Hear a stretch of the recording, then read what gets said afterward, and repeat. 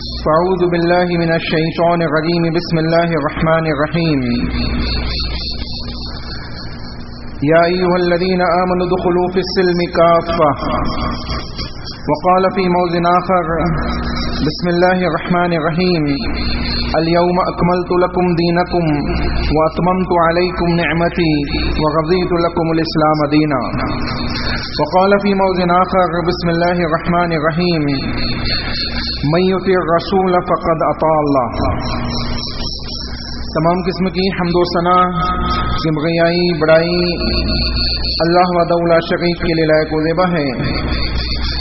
سبحان اللہ بحمدہ سبحان اللہ العظیم.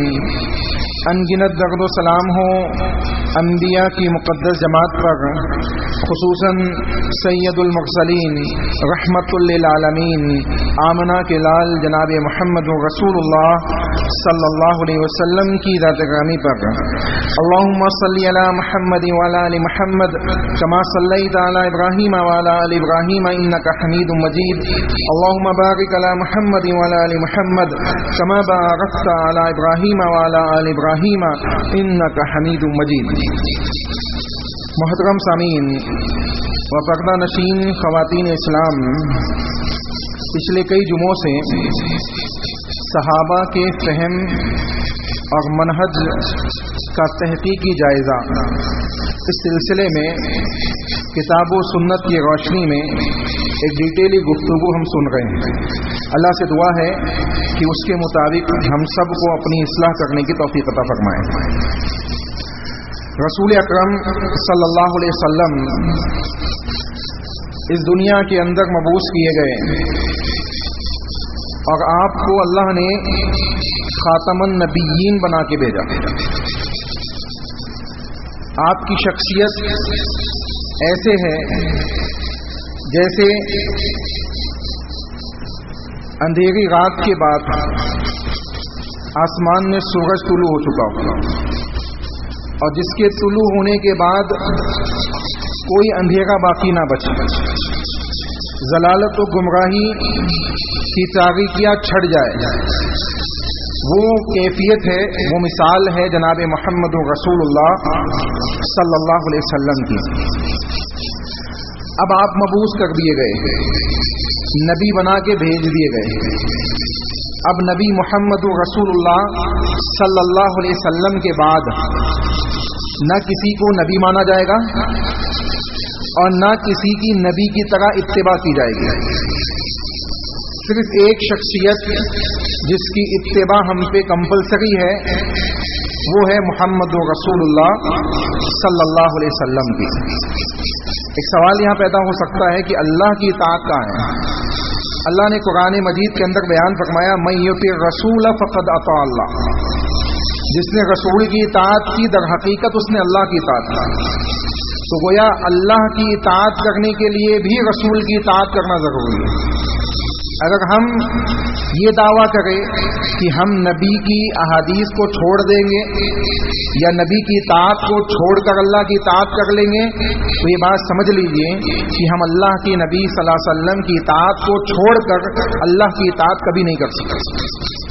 اگر ہم چاہتے ہیں کہ دین حق پہ ہم قائم رہے اور اس دین محمدی کے اوپر، اس منہج صحابہ کے اوپر، صحابہ کے دین کے اوپر، جس دین کے سلسلے میں اللہ نے اس بات کی ضمانت دی کہ الیوم اکملت لکم دینکم واتممت علیکم نعمتی ورضیت لکم الاسلام دینا، کہ لوگوں میں نے دین اسلام کو مکمل کر دیا ہے اور یہ بطور نعمت تمہارے سامنے میں نے اس کو پیش کیا، اس کو مکمل کر دیا.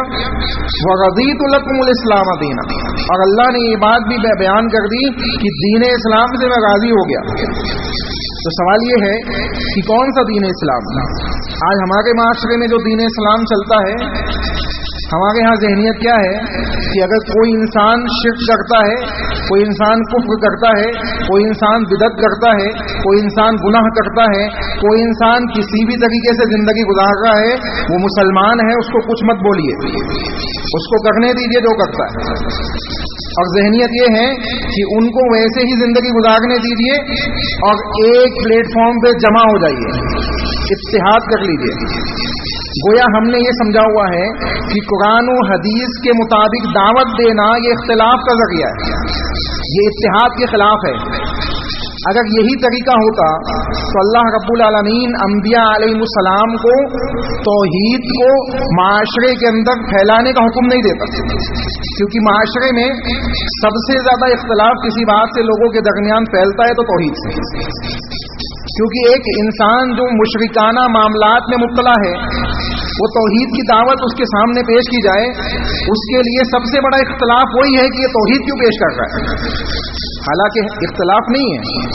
توحید اتحاد کا ذریعہ ہے، توحید اللہ رب العالمین کی وحدانیت سے جوڑنے کا ذریعہ ہے۔ اس لیے جب مشرکین مکہ ابو طالب کے پاس آئے اور کہنے لگے کہ اے ابو طالب اپنے بھتیجے سے کہیے کہ اس دعوت سے باز آ جائے، کہ توحید کی جو دعوت یہ دے گئے کہ 360 بتوں کو چھوڑ دو اور کیا کرو، ایک معبود پہ آ جاؤ، ایک اللہ کی عبادت پہ آ جاؤ۔ آج ہمارے یہاں بھی ایسی کیفیت ہے، ہمارے یہاں ایک ذہنیت یہ ہے کہ اقامت دین ہونا چاہیے، بالکل ہونا چاہیے۔ اقامت دین کا کیا مطلب ہے؟ دین کی اقامت، دین کو قائم کرنا۔ جیسے ہم نماز پڑھتے ہیں تو اللہ نے نماز کے سلسلے میں قرآن مجید کے اندر جو الفاظ استعمال کیے ہیں وہ اقیم الصلاۃ، کہ نماز کو قائم کرو، ٹھیک ویسے ہی اللہ نے دین کے لیے استعمال کیے۔ اللہ رب العالمین نے دین اسلام کے لیے بھی وہی الفاظ استعمال کیے، وہ اقیم الدین، کہ لوگوں دین کو قائم کرو۔ اور دین کو قائم کرنا ہے، ہم سب کو قائم کرنا ہے، لیکن اس سے پہلے ہم یہ سمجھ لیں کہ ہم جس دین کی بات کر رہے ہیں وہ دین، اور جو دین انبیاء لے کے آئے ہیں، یا محمد رسول اللہ صلی اللہ علیہ وسلم کے اوپر جس دین کو اللہ نے مکمل کیا ہے، جس دین کی دعوت و تبلیغ صحابہ نے کی ہے، کیا وہ دونوں دین یکساں ہیں؟ کیا وہ دونوں دین کی کیفیات یکساں ہیں؟ امام مالک رحمہ اللہ علیہ بیان فرماتے ہیں کہ ولا یصلح آخر هذه الامه الا بما صلح به اولها۔ لوگوں یہ بات سن لو، سمجھ لو کہ اس امت کے بعد والے لوگ، یعنی ہم اور آپ، ہم بعد والے، ہم کیا ہیں؟ بعد والے، اس وقت تک صحیح دین پہ قائم نہیں ہو سکتے جب تک وہ پہلے والے لوگوں کو نہ دیکھیں، یعنی صحابہ کو نہ دیکھیں۔ صحابہ نے جیسے اپنی اصلاح کی، صحابہ نے جیسے دین کے اوپر عمل کیا، ویسے اس معاملے کو نہیں دیکھیں گے جب تک صحیح دین پہ یہ قائم نہیں ہو سکتے۔ تو معلوم پڑ رہا ہے کہ صحیح دین صحابہ کے پاس تھا، صحیح دین صحابہ کے پاس تھا۔ اور ہم دیکھتے ہیں کہ صحابہ کا زمانہ ختم ہوا اور اس کے بعد سے ہی امت کے اندر مختلف طریقے سے فتنے پھیلنے لگے، مختلف طریقے سے معاملات بگڑنے لگے، یہاں تک کہ مسلمانوں کے درمیان خوارج کا ظہور ہو گیا، اس قسم کے دوسرے فرقے پیدا ہونے لگے، اور انہوں نے مسلمانوں کے عقیدوں کو بگاڑا، مسلمانوں کے صحیح اور شفاف اسلام کی تصویروں کو انہوں نے بگاڑ دیا۔ جس طریقے سے حضرت نوح علیہ السلام کی قوم کے اندر 5 نیک لوگوں کی عبادت لوگوں نے سٹارٹ کر دی۔ پہلے سب توحید پہ قائم تھے، پہلے سب توحید پہ قائم تھے، نیک صالح 5 لوگ تھے۔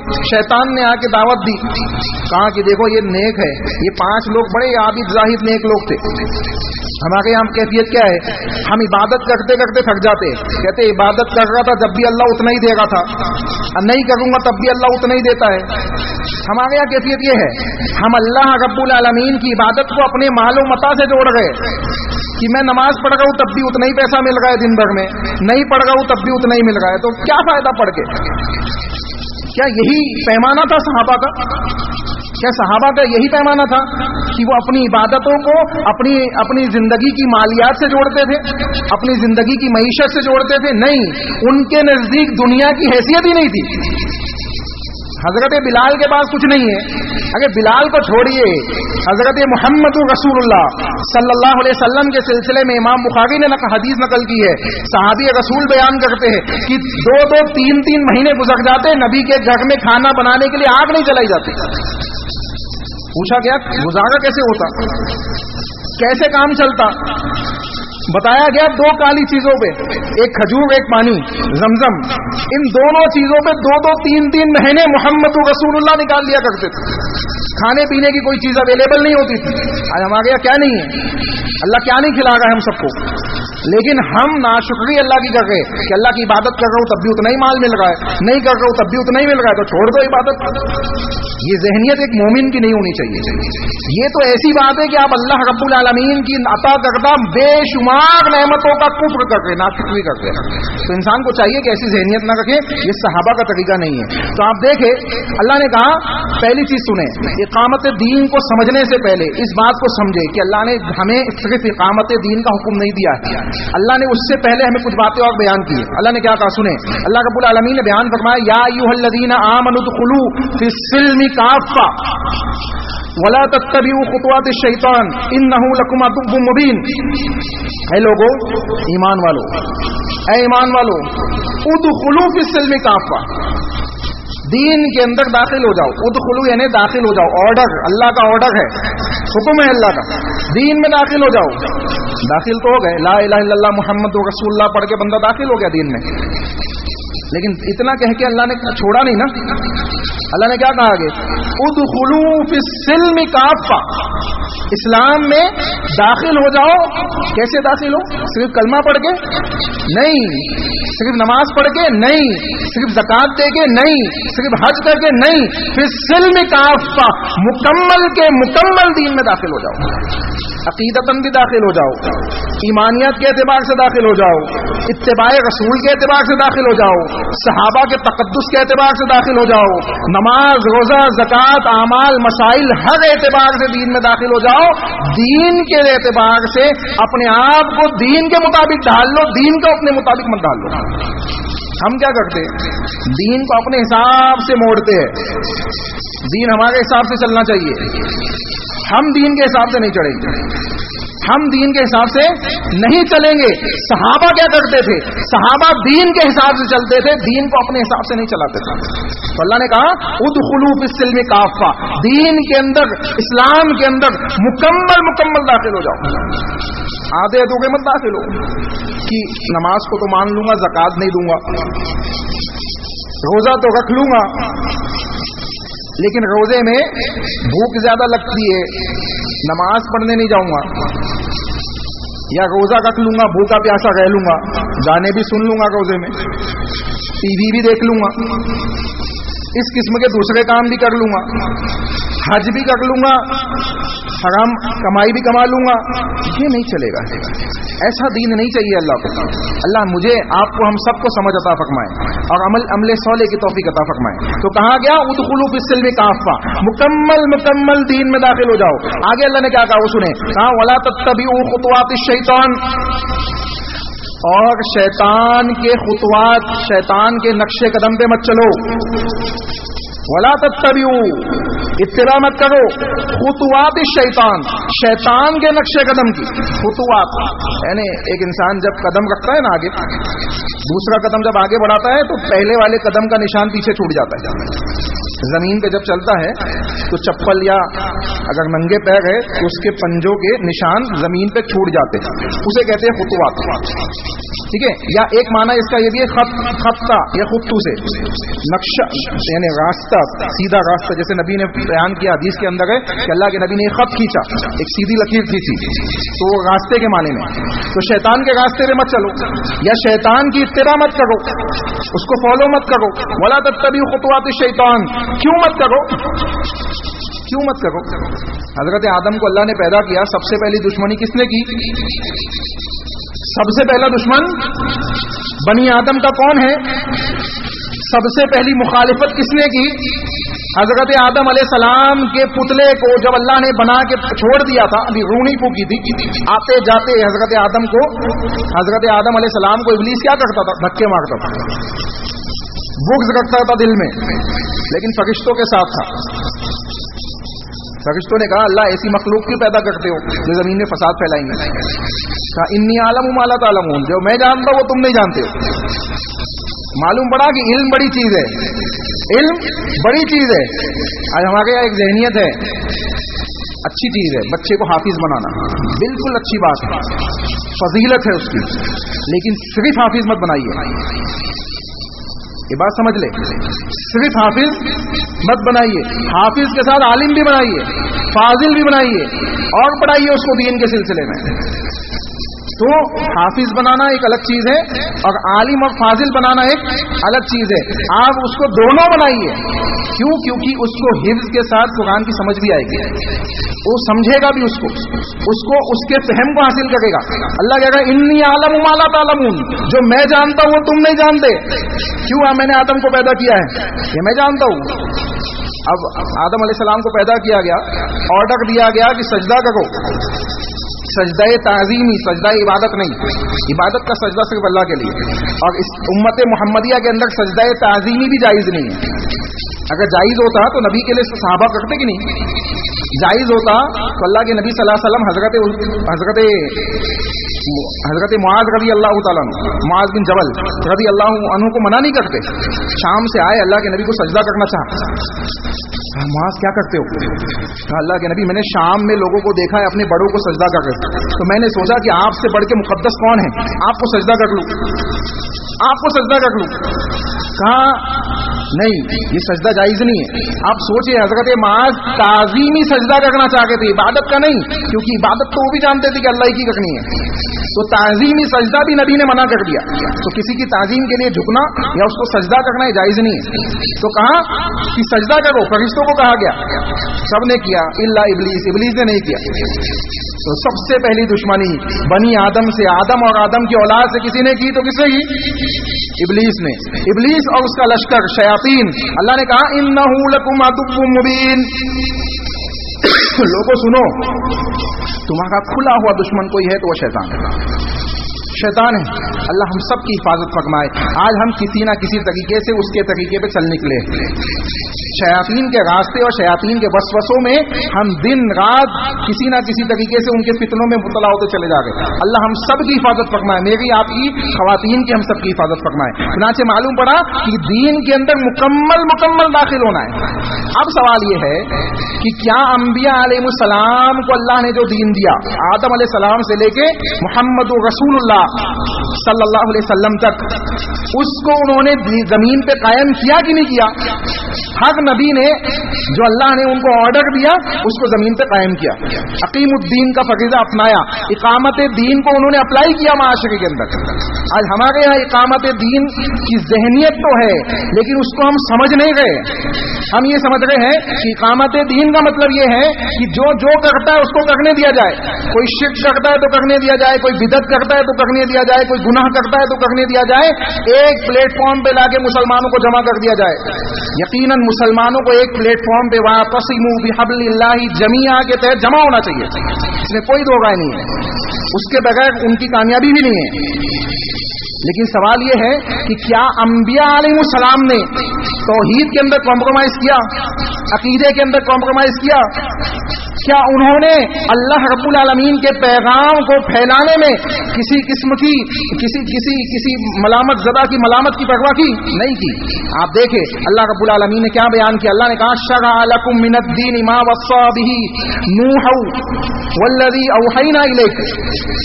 اے نبی, اللہ کے نبی صلی اللہ علیہ وسلم کو مخاطب کرتے ہوئے اللہ کہہ رہا ہے, نبی صلی اللہ علیہ وسلم, شرع لکم من الدین, ہم نے آپ کے لیے وہ دین عطا کر دیا ہے, ما وصى به نوح, ہم نے جس کی وصیت نوح کو کی تھی, جس کی وصیت نوح علیہ السلام کو کی تھی. یعنی وہ دین اسلام, انبیاء کا دین الگ الگ دین نہیں ہے. کچھ لوگ سمجھتے ہیں کہ اسلام 1450 سال پہلے آیا ہے. اسلام آدم علیہ السلام کے ساتھ دنیا میں آیا ہے. اسلام مکمل ہوا ہے محمد رسول اللہ کے اوپر. یہ دونوں باتوں میں ڈفرنس ہے. اگر آپ کہیں گے کہ اسلام 1450 سال پہلے آیا ہے اور دین اسلام دین حق ہے, تو ظاہر سی بات ہے اس بات میں اعتراض ہوگا کہ اگر 1450 سال پہلے حق آیا ہے تو اس سے پہلے والے لوگ باطل پہ تھے, اس سے پہلے والے لوگ باطل پہ تھے. تو معلوم پڑ رہا ہے کہ اسلام اللہ کے نبی حضرت آدم علیہ السلام کے ساتھ ہی دنیا میں آیا, اور تمام انبیاء کا دین اسلامی ہے. नबी अकरम सल्लल्लाहु अलैहि वसल्लम के ऊपर आके उसको क्या किया गया, अल यौम अकमलतु लकुम दीनकुम के तहत व अतममतु अलैकुम नेमती के तहत उसको मुकम्मल कर दिया गया, अल्लाह ने मुकम्मल कर दिया। और खातमन नबीयीन कह के ये भी कह दिया कि नबी के नबूवत वाले अंबिया के सिलसिले को हमने यहाँ मुहर लगा दिया, अब इसके बाद कोई नबी नहीं आएगा, सील पैक हो गई है, अब कोई नबी नहीं। अब आने वाली चीज क्या है, आने वाली चीज क़यामत है। अब क़यामत आएगी, कोई नबी नहीं आएगा। अब देखें कहा कि हमने जिस दीन की वसीयत नूह को की थी, वल्लज़ी औहैना इलैक, ए नबी वही हमने आपकी तरफ की, वही हमने आपकी तरफ की है। तो मालूम पड़ रहा है कि दीन के अंदर एक चीज तो सब जगह कॉमन है, वो क्या है, तौहीद। चंद मसाइल अलग अलग हो सकते हैं, उनकी नमाजें कम थी, हमारी ज्यादा हो सकती है, उनके रोजों का तरीका अलग हो सकता है, हमारे तरीके अलग हो सकते हैं, माशरफी एतबार से मसाइली इख्तलाफ हो सकता है, वो भी अल्लाह के ऑर्डर के मुताबिक, जैसे अंबिया को अल्लाह ने हुक्म दिया वैसे उन्होंने अप्लाई किया। लेकिन बुनियादी तौर पे दो चीजें हर उम्मत में थी, एक अल्लाह की तौहीद, दूसरा उस नबी की इताअत, जो कौम का नबी है उसकी इताअत, उसके बगैर वो भी कामयाब नहीं हुए। तो यहां पे भी वही चीज है, कहा गया कि वल्लज़ी औहैना इलैक, और उसी की वही हमने आपको की है, वमा वस्सैना बिही इब्राहीम व मूसा व ईसा। एक नूह का जिक्र किया गया, उसके बाद 3 उलुल अज़्म पैगंबरों को जिक्र किया गया, कहा गया और यही वो दीन की वसीयत है, यही वो वसीयत है जो हमने इब्राहीम खलीलुल्लाह को की, मूसा कलीमुल्लाह को की और ईसा रूहुल्लाह को भी यही वसीयत की। अल्लाहु अकबर। अंदाजा लगाए, अंबिया अलैहिमुस्सलाम का तज़किरा अल्लाह का है, उसके बाद अल्लाह क्या कहा है, अन अकीमुद्दीन। वसीयत क्या थी कि दीन को जमीन पे कायम किया जाए, इकामत दीन के फरीज़े को अंजाम दिया जाए, इकामत दीन के फरीज़े को। हमारे यहाँ इकामत दीन क्या है कि लोगों को खिलाफत की तरफ उभारा जाए, लोगों को खलीफा बनाया जाए। माफ कीजिएगा, बात सख्त है, लेकिन इस चक्कर में आज मुसलमानों के नौजवानों को सिवाय जेलों में डालने के हम कुछ नहीं कर रहे। ये जज्बाती काम है, ये दीन जज्बाती कामों का हुक्म नहीं देगा आपको, दीन आपको अमली काम का हुक्म दे रहा है। अमली काम क्या है, इकामत दीन का मतलब क्या है, आप अल्लाह की तौहीद की तरफ लोगों को बुलाओ, आप रसूल की इताअत की तरफ लोगों को बुलाओ, आप लोगों को ईमानियात सिखाओ, आप लोगों को बताओ कि दीन के ऊपर अमल कैसे किया जाएगा, दीन के ऊपर कैसे दीन को अप्लाई किया जाएगा अपनी जिंदगी के अंदर। ये इकामत दीन का तरीका है। अंबिया ने क्या किया, नबी सल्लल्लाहु अलैहि वसल्लम आए, पहली वही लेके गागे हिरा से निकले अपनी बीवी हजरत खदीजा के पास, कहा चादर उड़ा दो, मुझे खौफ है कि मुझे मौत ना आ जाए। हजरत खदीजा ने उनको तसल्ली दी, लंबी हदीस है मैं उसमें नहीं जाऊंगा, तसल्ली दी और समझाया कि आप बड़े अल्लाह के नजदीक महबूब है, आपके साथ अल्लाह ऐसा नहीं करेगा।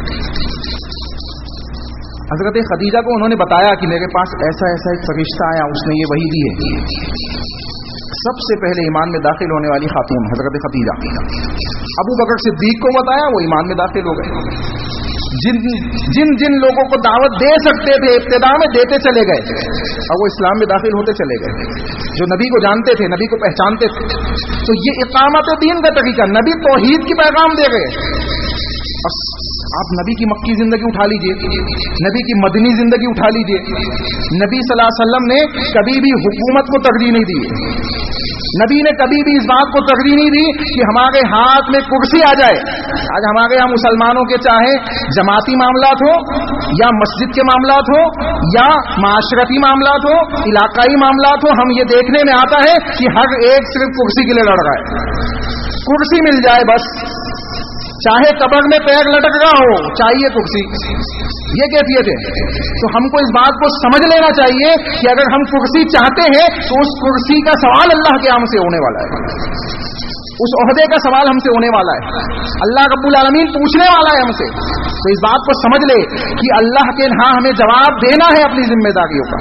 चुनांचे अल्लाह रब्बुल आलमीन ने बयान फरमाया अनकीमुद्दीन, लोगों दीन को कायम करो, इकामत दीन के लिए मेहनत करो। लेकिन इकामत दीन का मतलब ये नहीं है कि जमीन की हुकूमतों को हासिल कर लिया जाए, इसका मतलब ये है कि अल्लाह की तौहीद को फैलाया जाए, अल्लाह की तौहीद को आम किया जाए, लोगों को दीन इस्लाम की रग़बत दिलाई जाए, इस्लाम के सही माने और मफ़हूम बताए जाए। एक मुसलमान कलमा पढ़ रहा है और शिर्किया काम कर रहा है, शिर्क अकबर में मुब्तला है, शिर्क असगर में मुब्तला है, उसको ये नहीं मालूम है कि अल्लाह के अलावा दूसरे की कसम नहीं खानी चाहिए। कितने मुसलमान हैं, कितने मुसलमान हैं जो कहते हैं तेरी कसम, मेरी कसम, माँ की कसम, बाप की कसम, बहन की कसम। ये क्या है? रसूलुल्लाह कह रहे कि कसम खानी है तो सिर्फ अल्लाह की खाओ, वरना किसी की मत खाओ। जिसने अल्लाह के अलावा किसी दूसरे की कसम खाई उसने शिर्क किया। मालूम नहीं मुसलमान को, क्यों? क्योंकि अकीमुद्दीन के फरीज़े को सही मानों में हमने अप्लाई नहीं किया माशरे में। तो दीन को कायम करना है, लेकिन दीन को कायम करने का तरीका कौन सा होगा? नबी का, नबी का होगा। अबू जहल आया अबू तालिब के पास, अबू तालिब के पास, अल्लाह के नबी के चचा के पास, और कहा भतीजे को समझा लो। मैंने इब्तिदा में कहा ना आपसे, कहा भतीजे को समझा लो। 2 या 3 मरतबा है, रहीकुल मखतूम उठा के पढ़ ले आप, 2-3 मरतबा आए अबू तालिब के पास, और तीनों दफा नबी सल्लल्लाहु अलैहि वसल्लम ने उसके आने और उसके जाने के मामलात के सिलसिले में बयान कर दिया कि सुन लो चचा जान, आप भी सुन लो और मुशरिकीन मक्का तुम भी सुन लो कि एक हाथ में सूरज दूसरे हाथ में चांद रख दोगे तब भी मैं अल्लाह की दावत से, अल्लाह की तौहीद से पीछे हटने वाला नहीं हूं। जो ऑर्डर अल्लाह ने दिया है उसको अप्लाई करके रहूंगा, लोगों को दावत दे के रहूंगा। अल्लाह ने आयत नाजिल कर दी, कुल या अय्युहल काफिरून ला अअबुदु मा तअबुदून, पूरी सूरत पड़ जाइए कि नबी कह दीजिए इनसे, ये अहले कुफ्र से, ये मुशरिकीन मक्का से कह दीजिए कि ला अअबुदु मा तअबुदून, जिसकी तुम इबादत करते हो उसकी हम इबादत करने वाले नहीं हो, जिसकी हम इबादत करते हैं अल्लाह की, उसकी तुम इबादत करने वाले नहीं हो। ये भी सुन लो, लकुम दीनुकुम वलिय दीन, तुम्हारा दीन तुम्हारे लिए, हमारा दीन हमारे लिए। तो मालूम पड़ा कि नबी ने यहां पे तौहीद से कॉम्प्रोमाइज नहीं किया कि हाँ ठीक है अबू जहल सरदार है, अबू सुफियान भी उस टाइम उसी साइड थे ना, अबू सुफियान सरदार है, उमैया बिन खल्फ, उतबा, बड़े बड़े सरदार, इनकी मुखालिफत करेंगे तो मक्का में कैसे रह पाएंगे? मालूम था कि मुखालिफत करेंगे तो मक्का में रहना मुश्किल हो जाएगा। और जब तक अबू तालिब थे, अबू तालिब एक साइड से बड़े मजबूत थे, इसलिए वो उनकी मुखालिफत के बावजूद नबी का कुछ नहीं बिगाड़ पाए वो सबके सब। लेकिन जैसे ही अबू तालिब का इंतकाल हुआ, ये सब के सब नबी सल्लल्लाहु अलैहि वसल्लम के खिलाफ हो गए और नबी सल्लल्लाहु अलैहि वसल्लम को ईजा और मुख्तलिफ किस्म से सताने लगे, यहां तक कि अल्लाह के नबी को कत्ल करना चाहते। अल्लाह ने ऑर्डर दे दिया कि नबी हिजरत कीजिए, मदीना जाइए, मक्का तो हम दे देंगे, इज़ा जाअ नस्रुल्लाहि वल फतह, मक्का दे देंगे, हम वापस कर देंगे मक्का, अभी मदीना जाइए। तो क्या समझ गए हम? किसकी है जमीन? ये दुनिया किसने बनाई है? हम क्यों इन सोचों में पड़े हुए? हमें जो काम करने का अल्लाह ने हुक्म दिया वो हम क्यों नहीं कर रहे? अल्लाह ने कहा ना कि इल्लल्लज़ीना आमनू व अमिलुस सालिहात, जो ईमान लाए अमले सौले किए वो खसारे से निकल गए, नुकसान से निकल गए।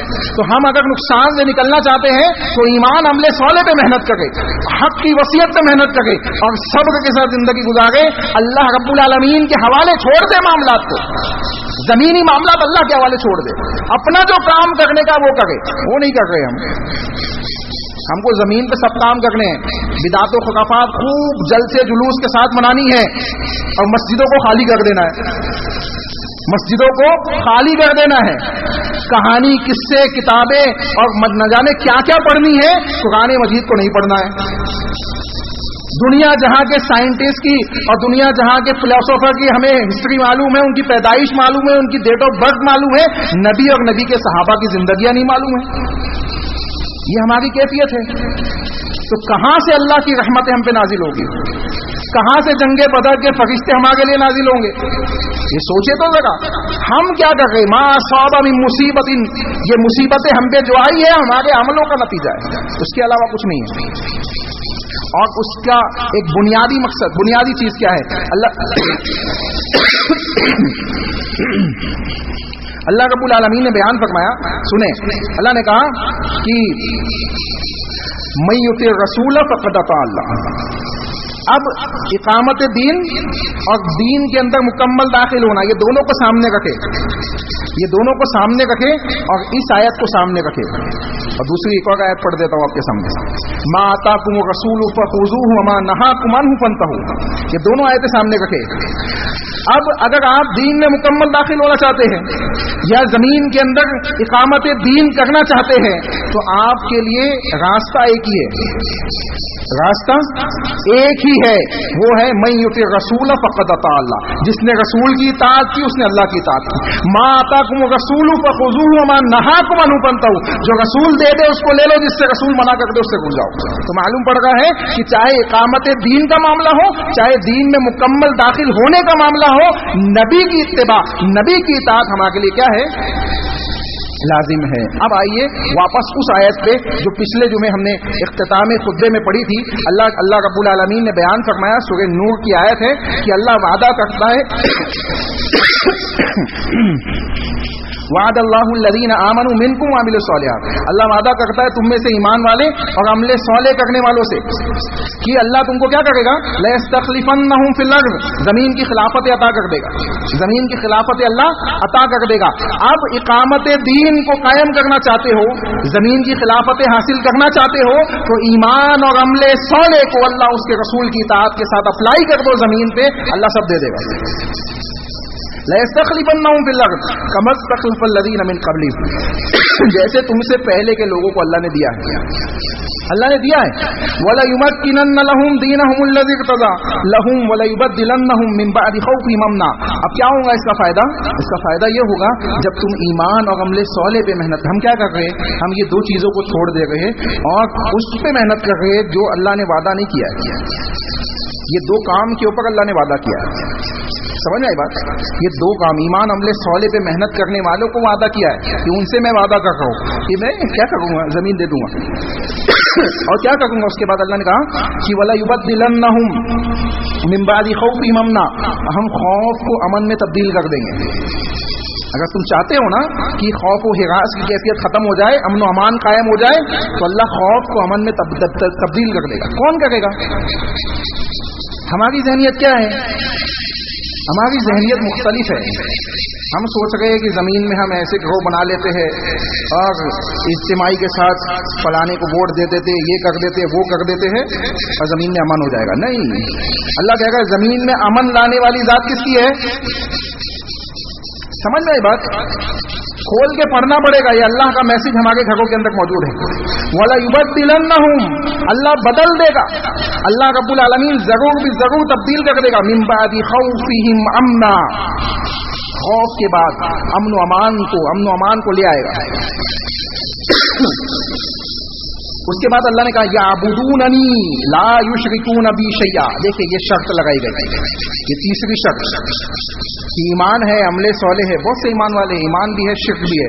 اللہ نے کہا یعبدوننی، میری ہی عبادت کرنا ہے، لا یشرکون بی شیئا، میرے ساتھ کسی کو شریک مت کرنا۔ اگر شریک کرو گے میری عبادت کے ساتھ کسی کو تو وہ وعدہ جو ہے ختم ہو جائے گا، وعدے کی شرط ختم تو وعدہ بھی ختم، جیسے وضو ختم تو نماز بھی ختم۔ وضو کے لیے شرط کیا ہے؟ نماز، نماز کے لیے شرط وضو ہے، تو وضو ختم تو نماز ایٹومیٹکلی باطل ہو جاتی ہے۔ تو ویسے ہی اگر اللہ کے وعدے کو حاصل کرنا چاہتے ہیں تو اللہ نے جو شرطیں بیان کی ہے اس کو عمل میں لانا پڑے گا۔ تو یعبدوننی، اللہ ہی کی عبادت کرنی ہے، اس کے ساتھ کسی کو شریک نہیں کرنا ہے۔ ومن کفر بعد ذلک فاولئک هم الفاسقون، اللہ کہہ رہا ہے اس کے بعد بھی اگر کوئی کفر کرتا ہے تو وہ سن لے کہ وہ فسق کرنے والا، گناہ کرنے والا ہے، فاسق ہے، وہ فاسق انسان ہے۔ اب فاسق ہے تو اللہ کے وعدے سے وہ نکل گیا، اس کو وہ ملنے والا نہیں ہے۔ ہم سب اپنا جائزہ لے، یہ معلوم پڑے گا کہ ہم کو ایمانیات نہیں معلوم ہے، عمل صالح نہیں معلوم ہے، اور معلوم بھی ہے تو ہم اس کو اللہ اس کے رسول کی اطاعت کے ساتھ اپلائی نہیں کر رہے ہیں، اور ہمارے ایمانوں کے اندر شرکیہ کام موجود ہے۔ शिरकिया काम मौजूद है। ये बुनियादी चीज़ें हैं जिसकी वजह से आज माशरे के अंदर फसाद फैला हुआ है। हमारे लिए अल्लाह की जानिब से रहमत नाजिल नहीं हो रही है। अब ये चीज़ें हैं, हम इनको सामने रखें। अल्लाह से दुआ है कि अल्लाह सही मानों में हमें इन बातों को समझने की तौफीक अता फरमाए। रसूल अकरम सल्लल्लाहु अलैहि वसल्लम ने बयान फरमाया, हज़रत सफीना रज़ी अल्लाहु अन्हु बयान फरमाते हैं कि मैंने नबी सल्लल्लाहु अलैहि वसल्लम से सुना, अल खिलाफतु सलासून सना, खिलाफत जो है 30 साल तक रहेगी। इसका मतलब ये नहीं है कि बाद में कायम नहीं हो सकती है, बाद की खिलाफतों का तज़किरा भी आया है, लेकिन शर्त यही है, उसूल और ज़वाबित यही है, हम मेहनत किसके लिए करेंगे? ईमान अमले सौले के लिए। सहाबा का मनहज क्या है? सहाबा ने किसके लिए मेहनत की है? इन्हीं चीजों के लिए की है। हम आज मेहनत मुख्तलिफ कर रहे हैं, इसलिए हमको नुकसान होगा। हम मेहनतें दूसरी कर रहे हैं, इसलिए हम ऐसी मेहनत कर रहे हैं जैसे दीवार को धक्का देना है। दीवार को धक्का देने से कोई फायदा होने वाला है? कोई फायदा नहीं होने वाला। तो ये समझने की चीज़ है, हमको मेहनत कहाँ करनी है। अल्लाह हमको समझ अता फरमाए और अल्लाह उसके रसूल की इताअत के साथ अपनी ज़िंदगियों की इस्लाह करने की तौफीक अता फरमाए।